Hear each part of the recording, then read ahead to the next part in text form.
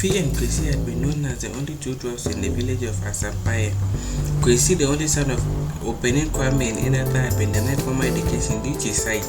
On many occasions, his parents tried to send him to school, but his short hands couldn't reach the tip of his ear, had denied him formal education. The only job Kwesi could do is carving. Kwesi had been gifted with great carving skills. He could carve many beautiful artifacts from the tiniest wood he could find. Kofi was not given this great talent, but he had his own unique talent.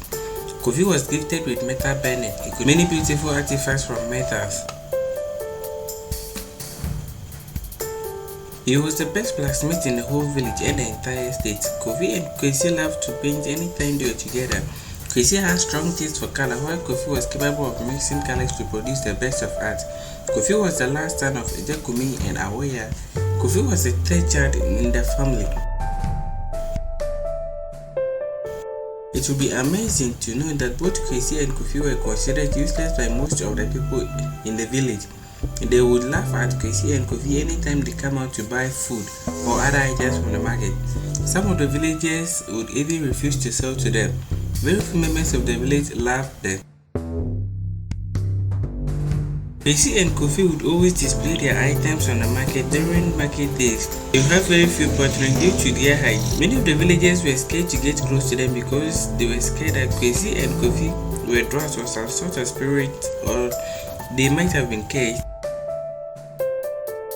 Benin Kwame and Eno would always cry anytime they get reports from their child that they had been denied access to the village square.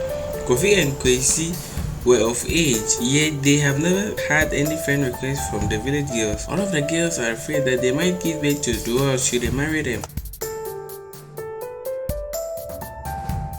Kwesi and Kofi never allowed themselves to be discouraged nor saddened by the treatment their fellow villagers were giving them.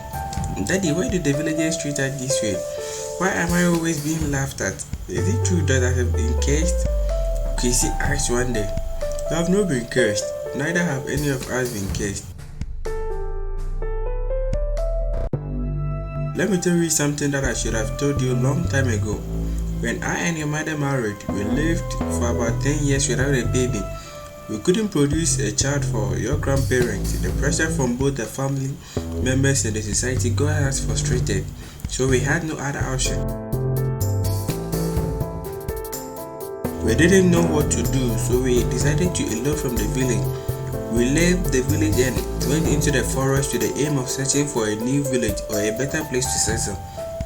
The journey wasn't easy, but we managed to walk through the forest. We came across a house in the forest. Both I and your mother were amazed. Who on earth would leave the village to come and settle in the middle of the forest? We wondered. We had run out of water and food for 2 days, so we were starving. Let's go and knock at the door and ask for water to drink. How do you know that there is a survivor in the house? I asked your mother, but your mother wouldn't listen to me. Your mother began to walk towards the door. She knocked on the door, and within the next 5 seconds, the door was open, and behold, there was an old man standing at the doorway holding 2 cups of water. How did she know that we have come to ask for water? I wondered. The old man welcomed us to her house and then asked us who sent us to her. We got surprised and answered that we have not been sent by anybody. Rather, we are poor and lonely travelers who are passing by and need water and food to survive.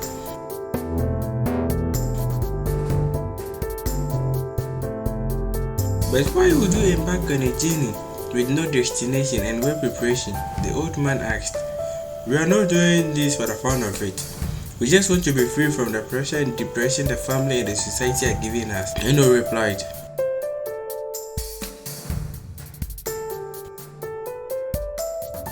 What are you talking about? Asked the old woman. We have been married for about 10 years, but you have not been able to produce a child, I replied.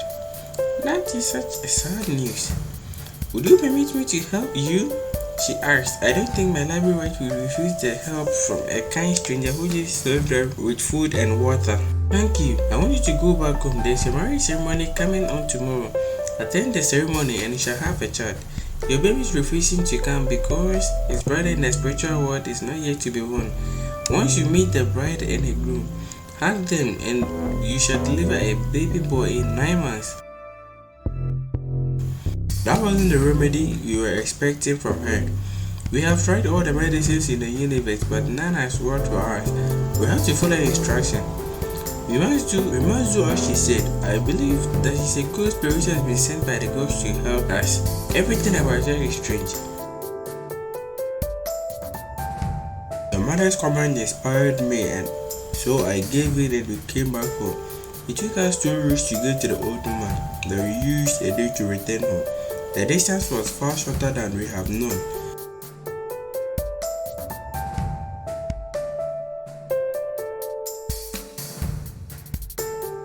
So is it true that I am a spirit child? Kwesi asked, interrupting his father. I don't know, but there's one thing that I haven't told you. The old man said you will be rejected by villagers, but one day they will all come back to you with their faces on the ground and they will beg for your service. Is that so? Kwesi replied happily. Yes, you and Kofi are brothers, and until you challenge yourself to make something extraordinary, the villagers will still laugh at you. Just don't mind them, ignore their stigma and do what you can do best. Kwame motivated his son. Coin, coin, coin. The palace messenger came in. Good morning, fellow villagers. The king has sent me to deliver a message to you this morning. The king says that he needs the finest and the strongest and the most bravest men in the village to report at the village square this afternoon.